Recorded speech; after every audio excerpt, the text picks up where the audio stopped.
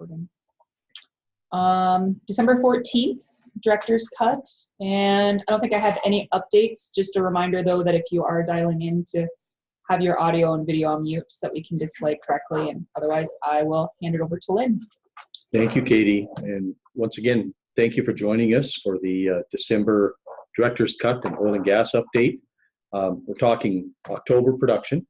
So once again, set a record in production, and not a small increase, a 30,000 barrel a day production increase from September to October. We talked about the good weather and good prices back then, and so as industry was approaching 88% gas capture and all the things that come with winter, they really accelerated production, so up 2.4%. Interesting, gas production up as well, about 35 million a day, about a 1.4% increase. So we're starting to see a bit lower gas oil ratio, and that's helping in terms of gas capture. But when we get to that part of the report, we'll see that it isn't helping enough. All-time high in well count, 15,344 wells, but not so much in the oil price. Really getting mixed signals from the market, from the EIA, from all of the analysts. So you can see really a huge spread between North Dakota Light Sweet and WTI. I started reporting it like this. The reason I have is that 2 months back, you can get the actual realized price from the North Dakota Tax Department. So that's 2-month-old data. What we have discovered over time is that the arithmetic average of these two prices will get you within $1 of what people are realizing today. So oftentimes people want to know, what are Bakken producers getting today in the oil patch? And the best that we can do is to average these two numbers, and you can see that there's a big spread between them. So our best estimate is that a Bakken producer today is getting $40, right in that range. But a lot of mixed signals going forward. OPEC took action last week to reduce the oversupply. You know, they had raised production levels earlier in the year, anticipating significant production shortfalls because of the Iran sanctions, which then the U.S. turned around and gave a tremendous amount of variances or exceptions to the Iran sanctions. And so that resulted in oversupply. OPEC now has turned around and announced a 1.2 million barrel a day cut, which should begin to rebalance oil markets.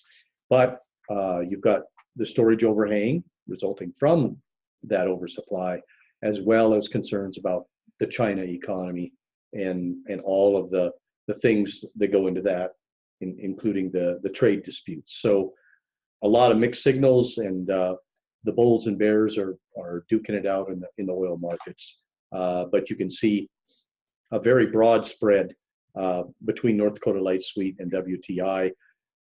Part of that is the Western Canadian sweet differential. Western Canadian sweet crude oil is selling at a tremendous discount to West Texas Intermediate, to the extent that the province of Alberta said we're going to cut production 350,000 barrels a day. So it's not just OPEC cutting production to rebalance the market and force some corrections, but the province of Alberta is doing the same. So a lot of signals and noise there, and very hard to see through all that as to what the future prices are going to be. But I think we're going to continue to report them this way so that people can at least come up with a pretty good estimate of what price is being realized today and what was realized just a month ago. But low oil prices at this point in time. Turning the page and looking at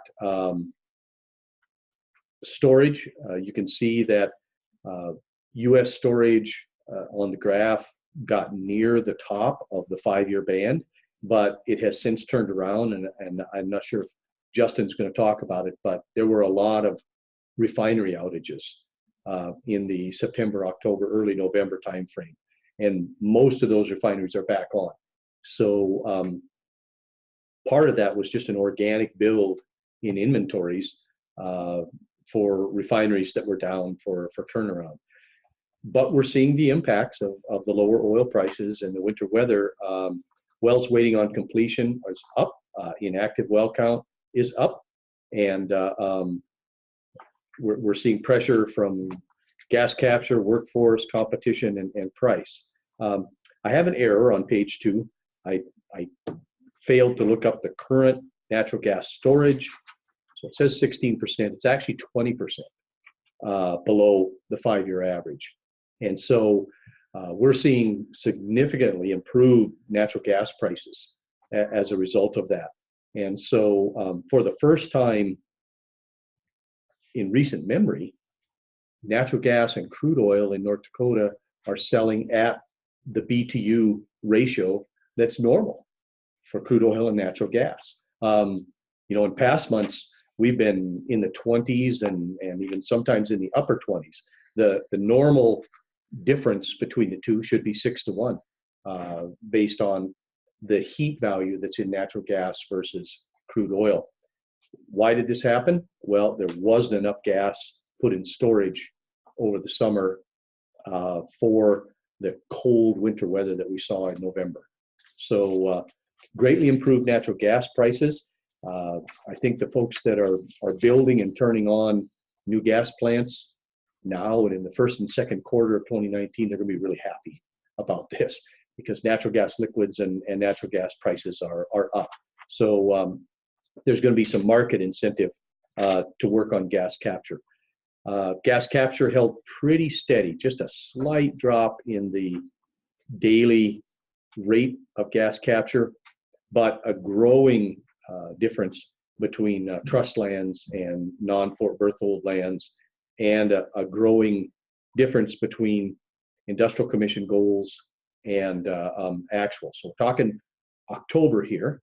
So the goal was 85%, and industry was only able to achieve 80% on a statewide Bakken ratio. So right now, Caitlin is working on, are we going to have production restrictions? What is that going to look like? And that leads me to the next topic, which is the Bureau of Land Management is very much dedicated to delegating gas capture, venting and flaring regulation to the state and tribe. We are meeting with them weekly with the goal of having a memorandum of agreement in place by the 1st of February that will control all of that data transfer and how the Industrial Commission will notify the Bureau of Land Management and ONRR, which is their royalty and revenue branch of wells that are or are not in compliance. I don't have any information on how they're working with MHA or with the tribe. They intended to have regular meetings with the tribe, and the tribe said that it was going to be, their top priority to get a resolution in place and get an agreement worked out with BLM. But we've just been focusing on how we were going to handle the non-trust federal interests. So that might be something for somebody to check on. I just simply don't know how that's going. But their goal, their target, is to have an agreement in place by February 1 with the tribe as well. If that's not in place, we'll continue with our gas capture regulations until it's in place. So we'll just stay tuned and we'll see. And then the last piece of information is the Forest Service did extend the comment period on the draft EIS and resource management plan that would make some pretty significant changes in surface occupancy for future leases and for leases that are expiring. And so they've extended that to January 16th, which means I've got to get over there and get with their GIS people and figure out just exactly which sections, townships, and ranges are changing. Because based on the very large maps that they provided, it looks like there are state and private lands that could be isolated or landlocked. by changes in the Forest Service management plan. And so we'll be looking out for that, as well as blocks that are so large that current technology couldn't reach the minerals. And we're thinking not just about oil and gas, but rare earth, frac sand, all of those kind of resources, even clay minerals, kaolinite, that exist out in the West. So that's our report for the month of October.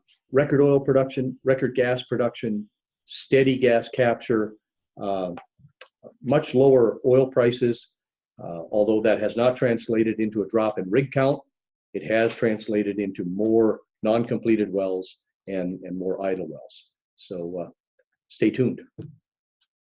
Thank you. Any questions in the room? Can you elaborate at all on with the impact of the BLM changes? How will that change how the state calculates the gas capture percentage or evaluates the percentages? Right. So the question was a little more detail on how the changes of BLM regulation would affect how we do our business or how we do our calculations.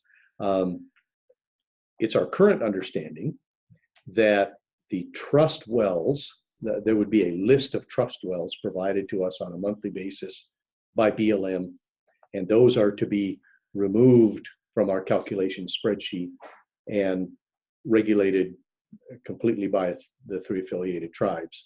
So it's almost certain, at least with the current data, that the fee and non-Fort Berthold capture numbers, the statewide number that we calculate, will go up. And so not determined yet whether we're going to continue to report what's going on over there. I would think probably not, but we will continue to report non-Fort Berthold, Bakken and Three Forks, as well as Fort Berthold fee lands. But as you can see from the numbers, with only 70% capture on the trust lands, our statewide number and our industrial commission regulated numbers is going to rise when that's removed from the calculation. Is that helpful? Yeah. Yeah. Okay. Yeah. As well, the Bureau of Land Management plans to provide us a list on a monthly basis of what they call federal wells. And the current definition under the federal rules is that any well in a communitized area that contains a federal lease will be a federal well. So it could, in theory anyway, impact a third of North Dakota's oil and gas wells in terms of this communication and back and forth and gas capture determination. And then if a well is determined by the Industrial Commission to not be in compliance, then the BLM would require royalty payments on gas flared on that well. It would be considered an unauthorized flaring. We're used to seeing these production records lately, but with these new lower oil prices, what kind of impact, if any, could we see on investment in our oil industry as well as the workforce that goes along with it?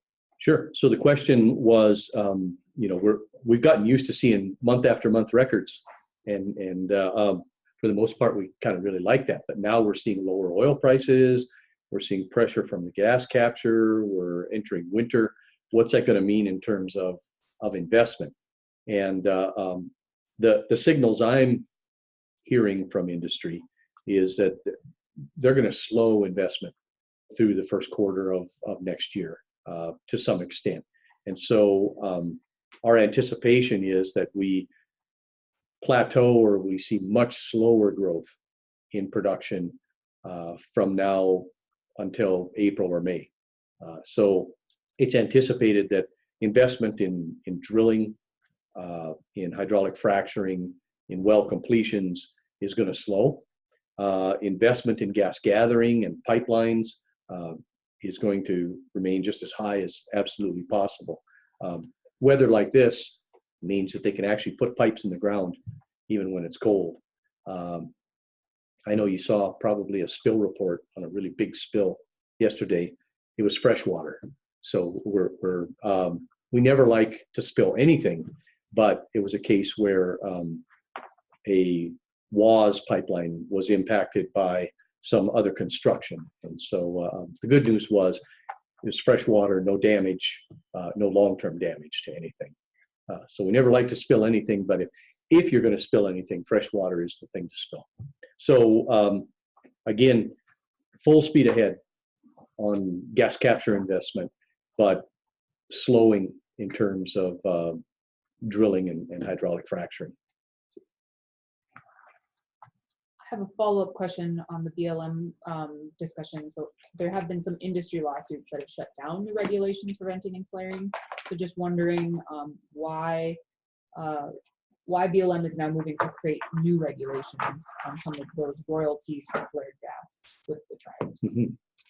So what's actually happened is the waste prevention rule was a 2016 rule, and the new rule is a revision of that, which actually backs off most of those rule requirements.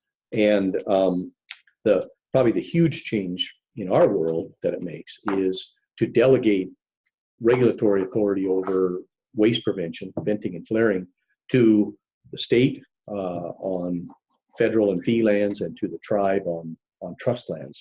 So now, having said all that, it immediately got litigated in California, and I failed to mention that, but within, I think, 2 days of the rule revision being published in the Federal Register, suit was filed in the Federal District in Northern California to try to block these revisions.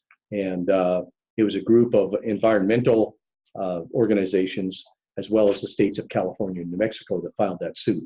So this too will be litigated, but the rule revision took effect November 27th, which means that it impacts December production. And so we can't ignore that and just count on the fact that it's being litigated or it might be enjoined. We have to be prepared to make the change February 1, which is on February 5th, the December gas gets reported. So we need to be ready to take over that authority in time for that gas to be reported and properly managed. So yeah, I know it's incredibly complicated. Can you maybe elaborate a little bit on the price spread and just maybe why or what led to some of that? Sure, absolutely. So with regards to the price spread, and if I don't have enough information, please ask Justin, because he's got a ton of information on this. But primarily what you're seeing with this price spread is two things: the normal transportation cost, but also the Western Canadian Suite, where North Dakota Light Suite enters the system, is into a pipeline system that dominantly carries Western Canadian crude oil. And so the prices being paid for that impact North Dakota Light Suite prices tremendously. And so that's what causes this breakout in terms of the difference in these two prices. That is completely the reason that Dakota Access was built, because it takes North Dakota Bakken crude out of this system and moves it directly to the Gulf Coast, and why the new pipeline proposal from Phillips 66 and Bridger is underway, is because it will bypass this connection to Canadian crude oil prices as well. So, Any other questions? but don't fail to ask Justin. He's probably got a much more informed opinion on that than I do. Just another follow-up on the BLM Mhm. implications. Will royalties also be paid to private mineral owners or state mineral owners, or just to the federal government? It's our understanding that it would be just to the federal. Now, we've had some discussions about whether the state land department wants to implement the same policy, basically, and so that's under discussion.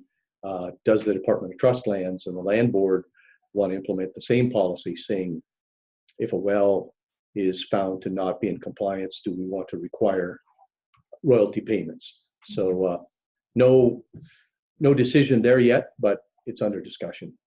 So The private mineral owners wouldn't have that same right. Private minerals, it's going to entirely depend on their lease, and I would say the vast majority of the leases that I have seen do not require royalties to be paid on flared gas. So there probably are some, but the vast majority of these private leases allow gas to be flared royalty-free. I should have mentioned, as we were talking about that, is we're within 2 weeks of EERC delivering their report on produced gas storage, and we've been meeting with them weekly as well, trying to move that along and look at their drafts and their models and conclusions, and it's going to be a really good report. So you'll want to pay some attention to that one when it comes out. We would be, if industry goes that route and the commission goes that route, we'd be the first state to implement that and utilize it. So we're pretty excited about it. One last question in regards to gas capture, not meeting that current percentage of what the Industrial Commission had as goals. Were there any significant force majeures? Many met allowances, so there were no restrictions, but were there any force majeures that were as a part of that? So Caitlin is doing those calculations right now, but from a very high level position, it's my understanding that October and November going forward have tons of force majeures and what we call capacity constraints or capacity curtailments. So yeah, she's been getting an enormous number of force majeure and capacity curtailment letters as the plants and gathering systems completely filled up, and the midstream industry tried to be fair to all their customers and give everybody a chance to market their gas, especially at these gas prices at some point. And so there is a lot of that. Now, part of the BLM agreement is going to require that we keep all those records so that they can audit these decisions as well. So it's very complex. Natural gas always is, but yeah, lots of force majeures and lots of capacity constraint letters. Any last questions for Lynn? Thanks, everyone. Merry Christmas.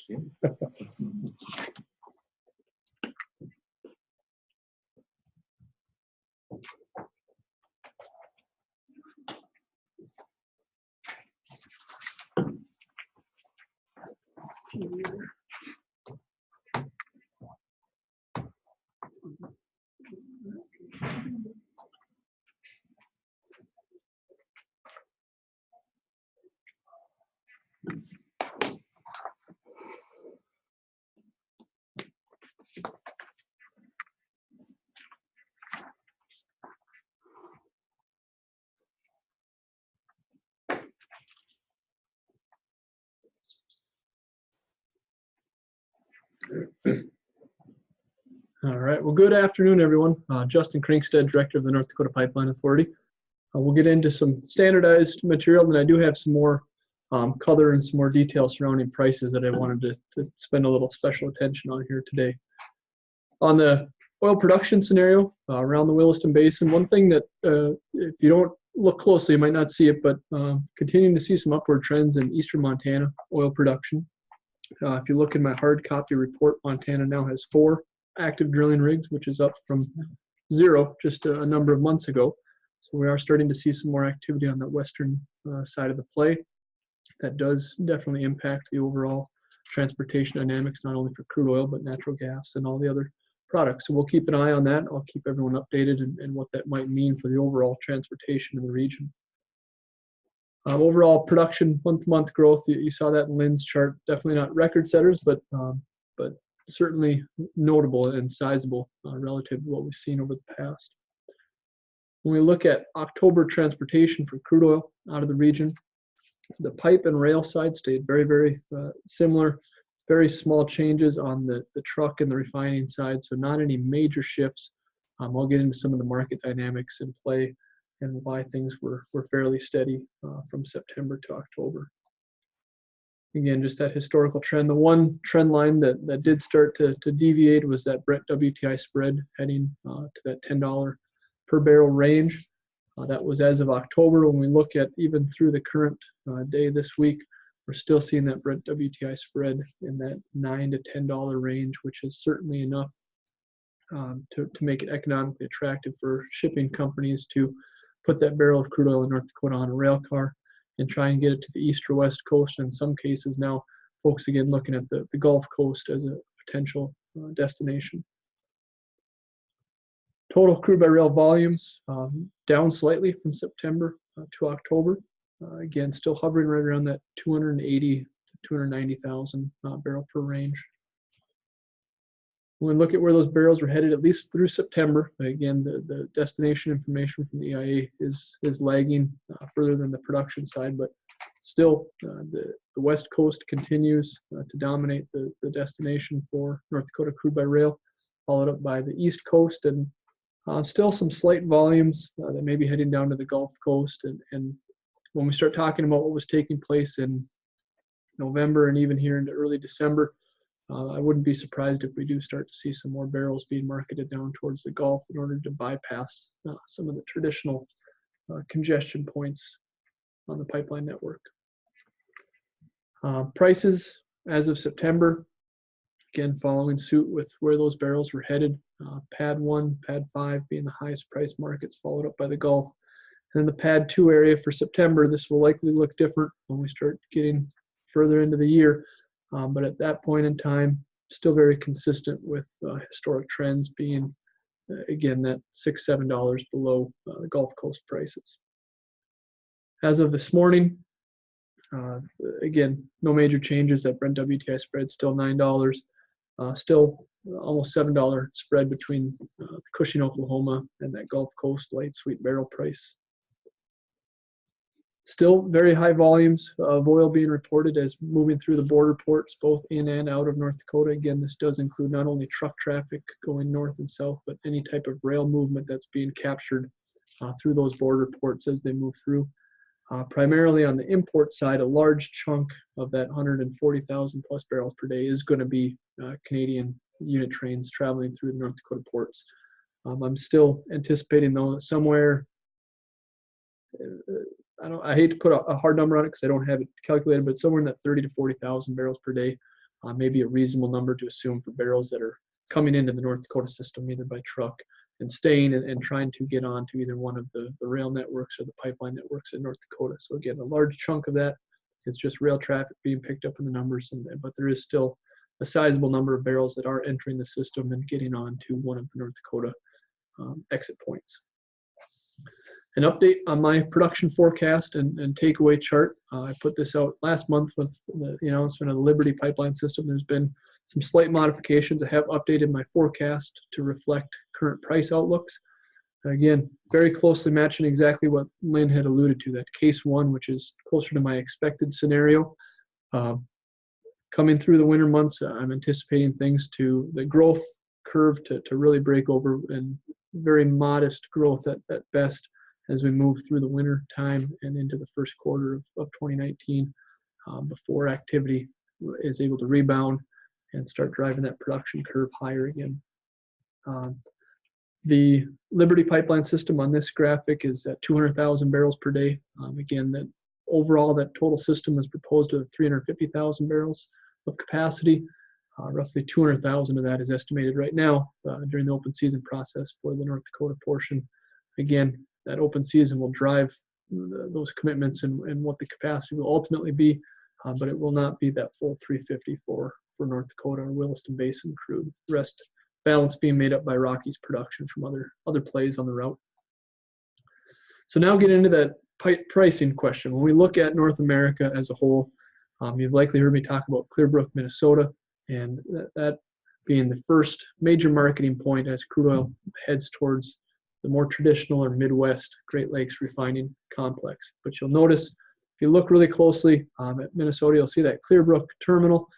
You'll notice a series of Enbridge pipelines coming down through that marketing point, as well as the North Dakota barrels coming east. And so that's really the first interface, as Lynn alluded to, where the Canadian and domestic barrels start to be marketed in the same environment. During the months of October, November, if we look at slide 14, this is the PADD 2 refinery runs or refinery throughputs. You'll notice that very, very deep cuts in throughput, especially in that October timeframe, almost 1 million barrels per day taken offline as those refineries went through maintenance turnaround events. As we've moved into November and now early December, things are back up to normal. However, during that chunk of time where those refineries were down, crude oil started getting congested in the system, large volumes getting put in storage, and that high production and high congestion caused prices to get depressed. And so right now the market is working through that excess inventory that's built up over the last month or two. And once that continues to work itself out, we should see prices start to return to what I'll call the new normal. During the deepest discounts that I've heard reported out of Clearbrook, there were periods of time where Bakken Clearbrook prices were $15 to $20 below WTI. As of this afternoon, it's $3.30 some odd cents. So it has improved substantially here over the last couple weeks. And then as we move into January, February, I expect even further improvements, particularly in January as those Canadian production cuts go into place. We see less Canadian pressure coming down that Enbridge mainline system. And at the same time, in January, we'll see what happens with North Dakota production at that point, but that's typically a less pressured month from a production standpoint in North Dakota. So all those things may be aligning to help prices in the first part of 2019. But again, the latest numbers we have from North Dakota are from October, which haven't really quite factored in all of the discounts of the late October, November timeframe. So when those November numbers start coming out, we will likely see a pretty substantial discount back in North Dakota, but it's tough to put a number on it without having the hard data today. Slide 15, when we talk about oil prices, again, throwing the whole kitchen sink here, but there are a number of things that impact North Dakota oil prices. The first, obviously, is what's taking place in the closest markets to us. If we look in red at this graphic, that is the WCS, the Western Canadian Select WTI spread. You'll notice here, starting in September, October, when that congestion started backing up, primarily hitting those Canadian barrels harder early than North Dakota. That does impact, though, the whole system and all barrels. So that's one thing we watch. The blue line, that is that refinery throughput influencing the Brent WTI spread. And then the last two, the green and the black, I think are a little underrated sometimes. The first in green, and that's North Dakota oil production. And when we look historically at North Dakota pricing, we've had, over the last several years, fairly stable pricing in North Dakota. It's been very consistent prior to Dakota Access. It was $6 to $8 month in, month out on average that North Dakota was discounted. Once Dakota Access came into service, we saw $3 to $5 become the new normal. But now, if you look at that black line, any excess capacity that the Williston Basin had as a result of Dakota Access going into service is now gone. Production from North Dakota, Eastern Montana, South Dakota now is higher than pipeline capacity out of the region. And so when we look at an environment, we've had growing production levels. We've got now, we no longer have excess pipeline capacity on a whole. All of these things may add up to 2019 going forward as having potentially some more volatile type pricing environments that we haven't seen for several years because production's on the decline. Not a lot of real volatile things going on around the region from a transportation and refining perspective. But that is one thing that we should all have in the back of our mind and be watching, that as we move into 2019 and on, as this production keeps growing and production continues to outpace pipeline capacity again, we may see some more volatile pricing for this region. We'll move on now to slide 17. This is on natural gas, again at 20% flaring. We did see the largest growth in that orange portion, that flaring from wells that are connected. Again, it would directly connect to the comments Lynn was making about production, the capacity curtailments, and all the other systems on the actual pipeline network that are connected to these wells. So it's no surprise that that was the area in flaring that saw the largest increase. When we look back at the last couple of years here, this is the highest that that portion has been, and that 16% from connected wells is the highest in recent years. So we'll see here coming into November. In November, the Oasis Wild Basin plant was not online. They're just now getting more gas run through that system and getting the commissioning portion done for that facility. So hopefully the end of December and as we move into January with that new facility online, that will certainly help the scenario significantly. We did see less wells selling gas as well as less wells connecting to gas.